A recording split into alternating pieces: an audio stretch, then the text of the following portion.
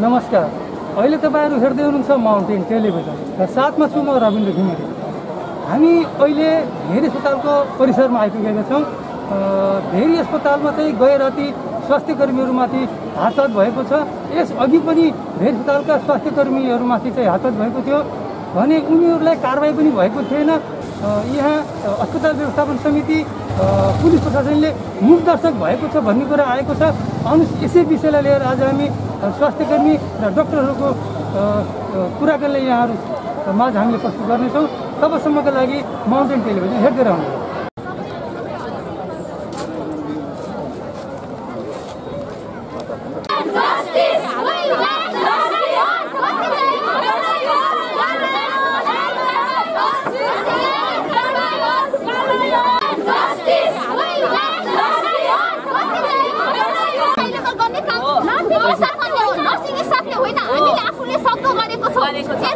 यत्रो गर्दाखेरि पनि यति कुटाइ खाइराखेको छ भनेपछि हामीले कसरी काम गर्ने? हामी अब सिक्युरिटी छैन। अब के कहिले एक्सन लिने? जब हामी मर्छौँ तब भोलि त स्वास्थ्य कर्मी नै रहँदैन अनि कसले उपचार गर्छ?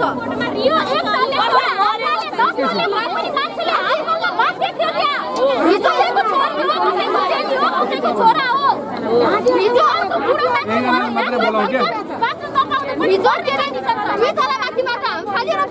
यदि हिजोको सिचुएसनलाई 5 तला हुन्थ्यो भने पनि हामी फाल्नै पर्थ्यो के?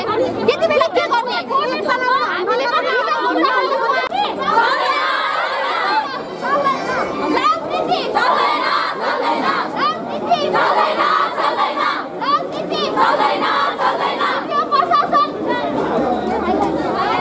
के कारणले गर्दा डेली प्रशासन डेली स्वास्थ्य कर्मीले पिराइ किन खाइरहेछ? नर्सिङ पेसेन्ट रेसियो मिलेको छैन, डाक्टर पेसेन्ट रेसियो मिलेको छैन। त्यो कारणले गर्दा पिराइ खाइरहेछ। 40,000 तलब दिन्छु भने 20,000 तलब तपाईहरुले दिएको हो कि हैन? बोल्नुस्। अनि हामीले बिरामी 6 बजे औषधि दिन तपाईहरु सुन्नुस्। तपाईहरुलाई 6 बजे हामी बिरामीलाई औषधि दिन सुरु गर्छौं। हामीलाई 4 घण्टा लाग्छ औषधि दिन। बिरामीलाई ढिला औषधि भाछ। म भन्छु हाम्रो कारणले गर्दा बिरामीलाई ढिला औषधि भाछ। के कारणले गर्दा भने मैले एउटा नर्सले 20 वटा बिरामी हेरिराख्नु परेछ। त्यतातिर ध्यान आकर्षण हुनुपर्छ। राज्यको गल्ती होइन, यो सबको गल्ती हो। यसमा नर्सिङ पेसेन्ट रेसियोलाई नबुझेर तपाईहरु 100 वटा बिरामी हेर्न 2टा नर्स पठाउनुहुन्छ अनि पिटाइ हामीले फेरि पनि खान्छौं।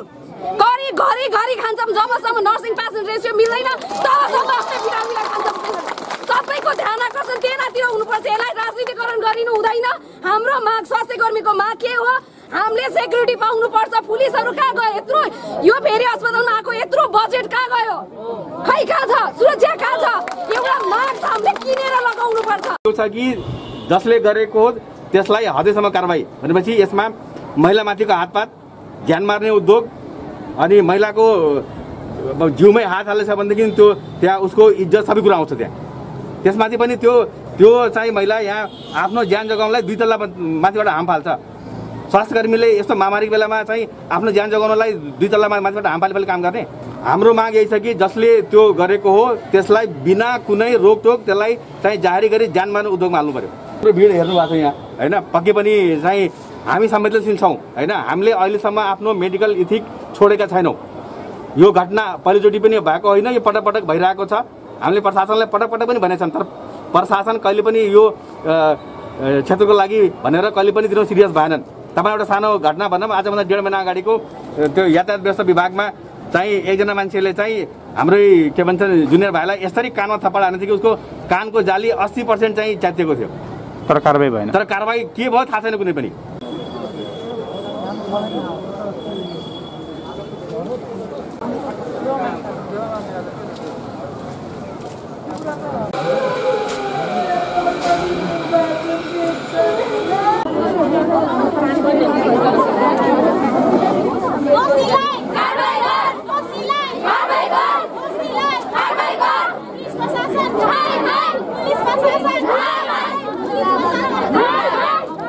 राति अबाउट 9 बजीतिर 2 जना पेसेन्ट एकैचोटि बेड नम्बर 7 मा बेड नम्बर 13 मा 2 जना पेसेन्ट एकैचोटि सिरियस हुनुभयो। अनि त्यो सिरियस भएको क्रममा हामी 2 जना मेडिकल अफिसर अनि 4 जना स्टाफ भित्रै थियौँ। अनि मैले चाहिँ एकजना अर्को पेसेन्टले बेड नम्बर 7 मा भएको पेसेन्टले हेर्दै थिएँ। अनि एकजना मेरो साथीले चाहिँ बेड नम्बर 13 जो पेसेन्ट एक्सपायर हुनुभएको छ उहाँले चाहिँ हेर्दै थियो। अनि त्यो क्रममा चाहिँ पेसेन्ट चाहिँ सिरियस नै हुनुहुन्थ्यो। अनि सिरियस भएको क्रममा भेन्टिलेटरमा राख्ने क्रममा उहाँ चाहिँ एक्सपायर हुनुभयो। भेन्टिलेटर त्यो पेसेन्ट आउनुभन्दा अगाडि जब उहाँ दाङदेखि 10 दिन अगाडि आउनुभएको थियो, आउनुभन्दा अगाडि नै सिरियस हुनुहुन्थ्यो। हामीले पहिला सबै काउन्सिलिङ गरिसकेका छौँ कि उहाँ चाहिँ सिरियस हुनुहुन्छ, लिभरको अप्सन दिनुभयो। अनि हिजोको त्यो हाम्रो ग्राउन्डमा पनि हामीले चाहिँ उहाँले भनेको हुन्थ्यो कि उहाँ चाहिँ सिरियस हुनुहुन्छ होइन, जति बेला नराम्रो हुनसक्छ भन्ने चाहिँ भन्ने पनि गर्थ्यौँ।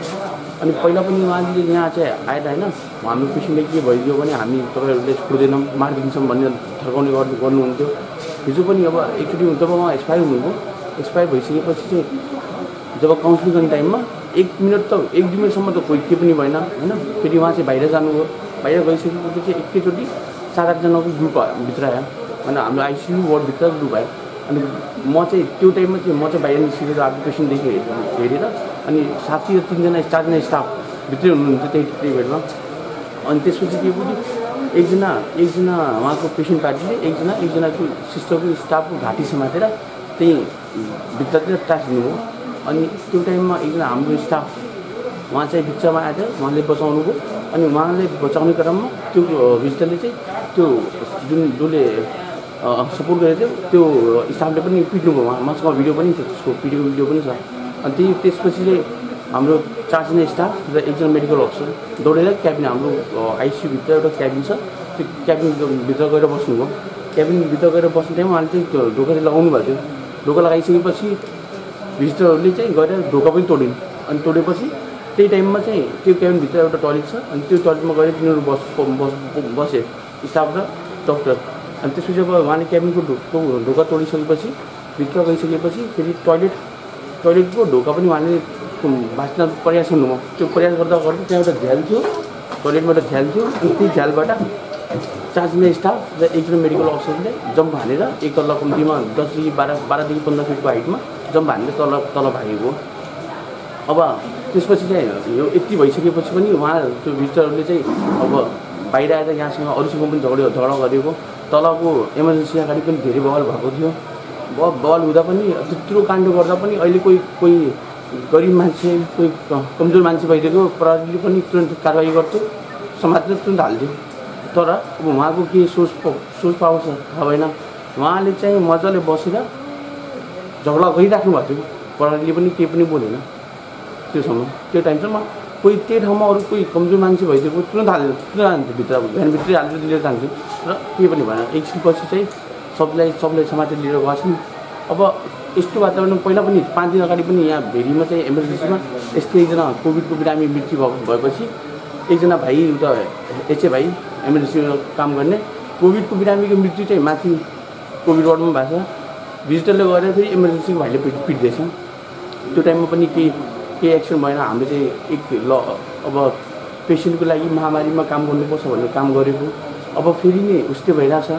अब हामीले चाहिँ हिजो त एकजनाले गर्दा त्यो एकजना पेसेन्टले गर्दा एकजना अरू पनि एक्सपायर हुनुभयो, किनकि उहाँले जुन महलभित्रको बिगार्नुभयो त्यो महलमा 2जना सिरियस हुनुभएको थियो। एकजनाले त मैले आफै हेरेँ, जब 13 नम्बरको एक्सपायर भइसकेपछि उहाँले पुरा महल बिगारेर एकजना हाम्रै स्टाफको यहीँ भेरीको स्टाफको बुवा बेड नम्बर 7 मा एडमिट हुनुभएको थियो, उहाँ पनि एक्सपायर हुनुभयो।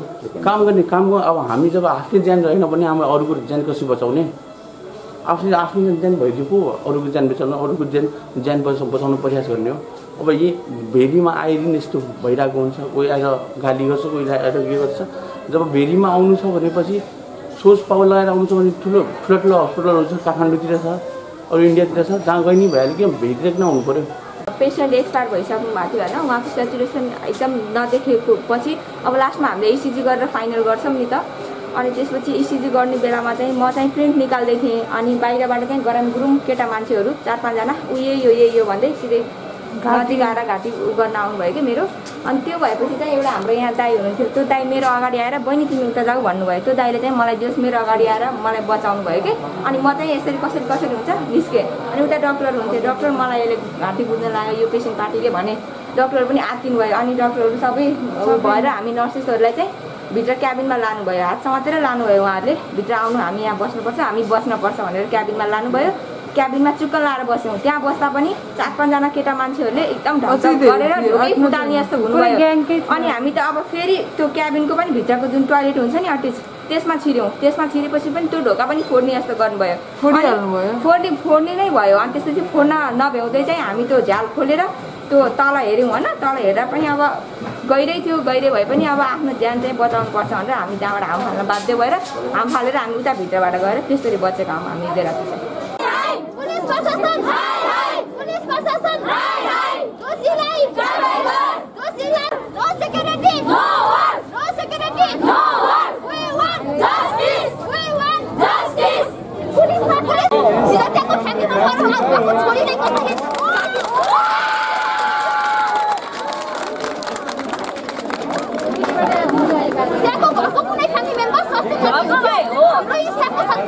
छोरी हुन्थ्यो उहाँले के आएर माथिले काम चलाउनुहुन्थ्यो। आज हाम्रो हस्पिटलमा 3 पटक गरिसक्यो 1 महिनाभित्र। के भयो? के भयो? अहिले हामीले बाहिर बुझ्नमा आएकोमा चाहिँ उहाँ चाहिँ पोलिटिकल पावरको घरमा बस्नु भएको छ अरे र हाम्रो स्वास्थ्य कर्मीलाई पिट्ने बेलामा पनि फोन गर्दाखेरि म कसको मान्छे भन्नुभयो अरे मान्छे हो, तिमीहरूलाई चाहिँ म जे पनि गर्न सक्छु, जागिर खाइदिन्छु, सर्टिफिकेट गरिदिन्छु, लाइसेन्स खारेज गरिदिन्छु दुनियाँ भन्नुभयो। र भएन भनेर लखेटी कुट्ने, घाँटी अट्याउने त्यो चाहिँ गर्ने होइन र मार्दै आएको। यदि उनीहरू 2टा ढोका फोडेर भित्र एट्याक गरेछ, टोइलेट भित्र गयो, झ्यालबाट मात्रै झ्यालमा ग्रिल नभएको भएर त्यहाँबाट हम फालेर हाम्रो बहिनीहरू बाँच्न सफल भएको छ। अनि हामीले सबैको ग्रिल भएको त त्यही भएर मार्छ नि। हो त आमा बाउ बोलाउँछ त हो ड्युटीमा भएको आफ्नो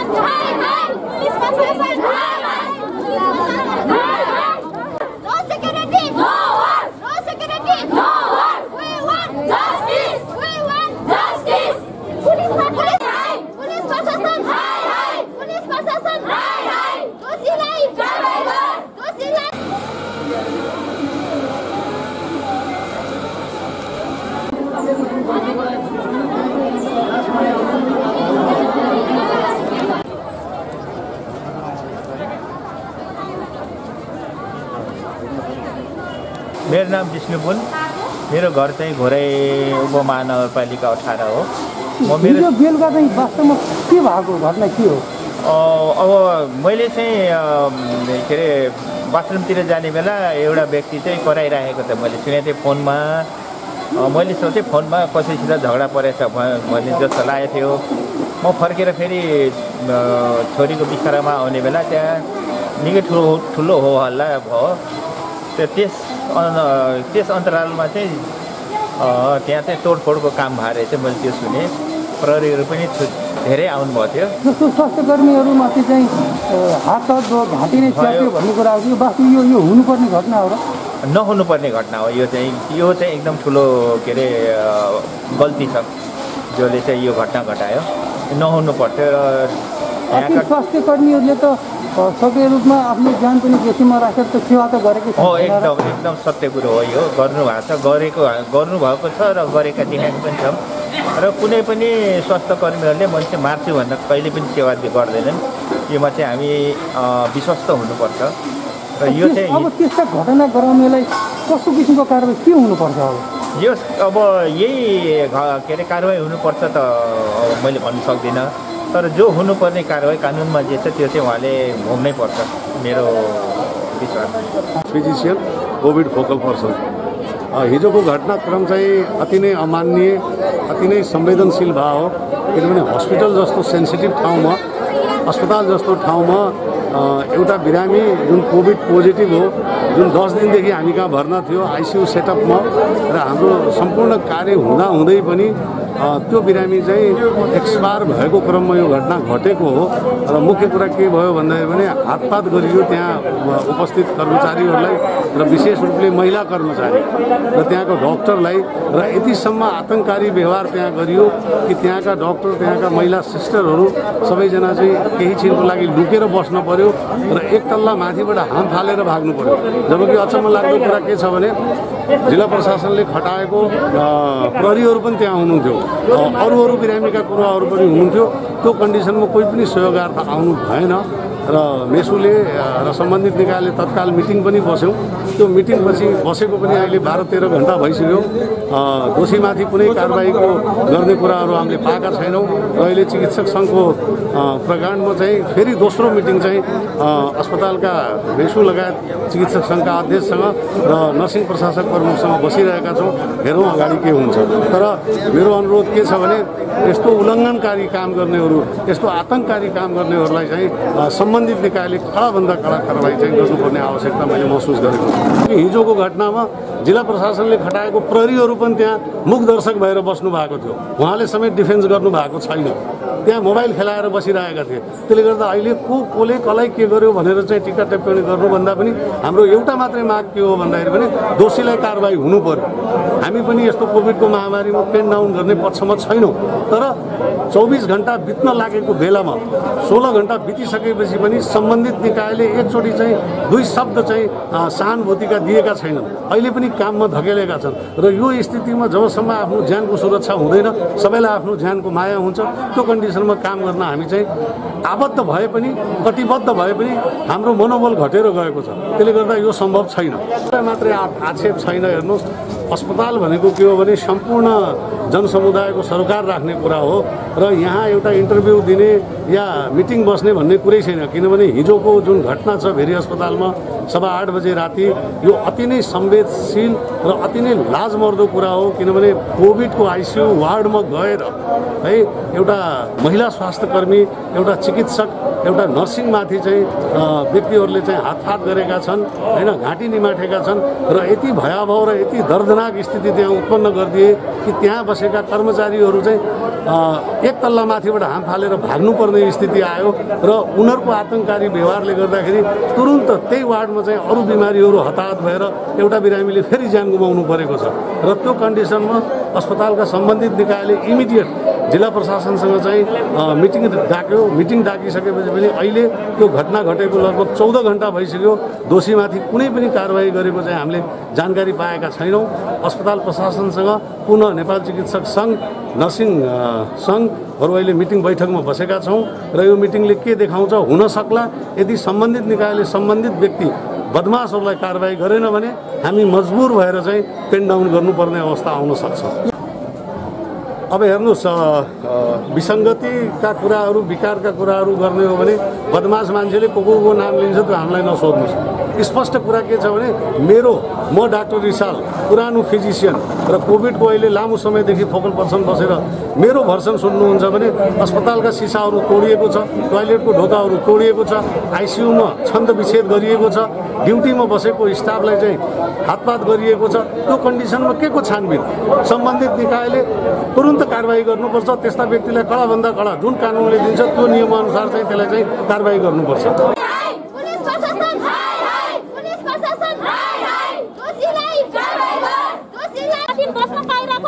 त्यस्तो गरी काम गर्न यिनीहरूको कुटाइ खाने हो। हामीले पैसा तिरेको छौँ भन्छन्, सबले पैसा तिरेको हुन्छ, हामीले पनि पैसा त्यत्रो लाखौँ करोड तिरेर पढेर आएको हुन्छ। पैसाको धाक कसैले देखाउने होइन। हस्पिटलभित्र राजनीतिक चल्दैन। आएर मुख्यमन्त्रीको नाम लिने लाज लाग्दैन तिनीहरूलाई?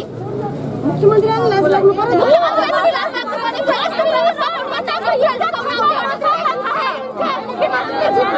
कति नम्बर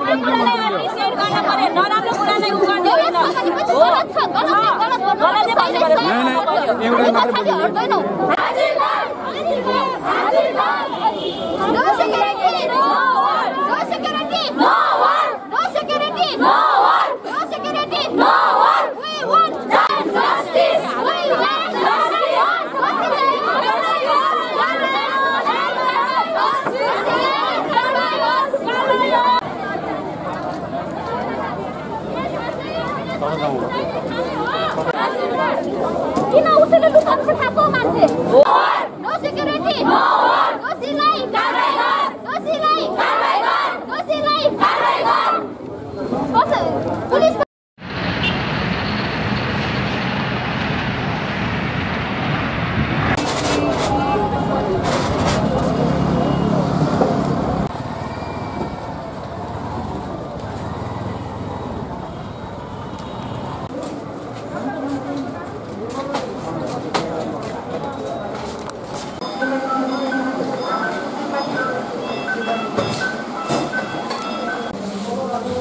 हुन्छ मोटामोटी त्यति नै हो क्या है।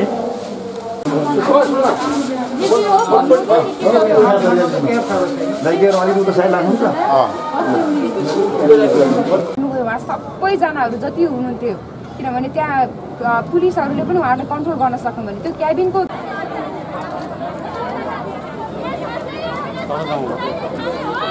पुग्यौँ। त्यहाँ पुगिसकेपछि पनि त्यो ढोका पनि उहाँहरूले फोड्ने कोसिस गर्नुभयो सबैजना।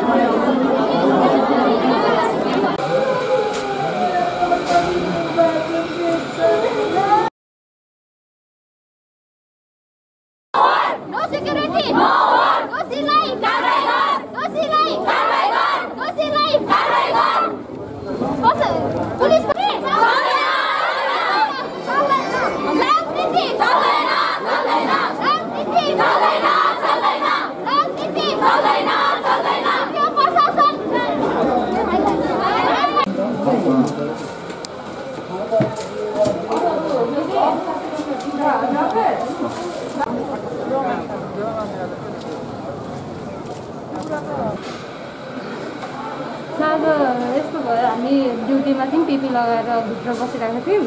अनि त्यहाँ एक्कासी सेचुरेसन डाउन भयो क्या, 53, 54 हुन थाल्यो। अनि अब भेन्टिलेटर लगाउने भनेर सिस्टरले हामी भित्र थियौँ। अनि भित्रबाट सिस्टरहरू बाहिर उमा आउनुभयो, आइसियुमा आउनुभयो।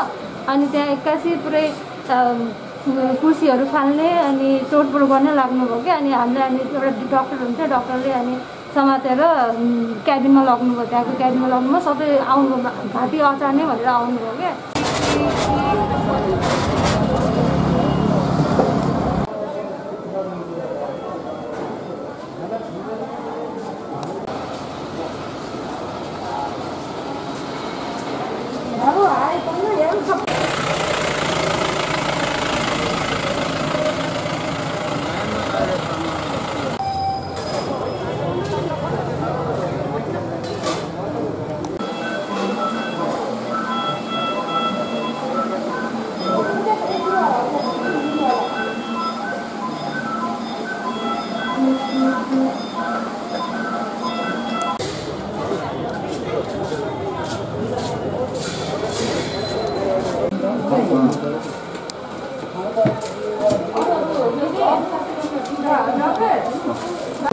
विषय हेरेर न्युज कुन तरिकाले कभर गर्नु, कोभिडको उपचार हुँदै भन्ने कि कोभिडलाई फैलाउँदै भन्ने।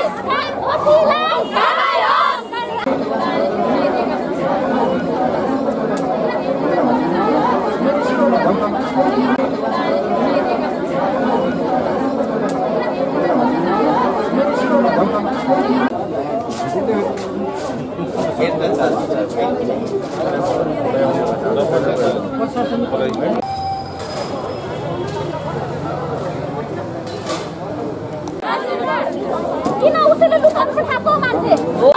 नो सेक्युरिटी, नो दोषीलाई कारबाही गर, दोषीलाई कारबाही गर, दोषीलाई कारबाही गर। पुलिस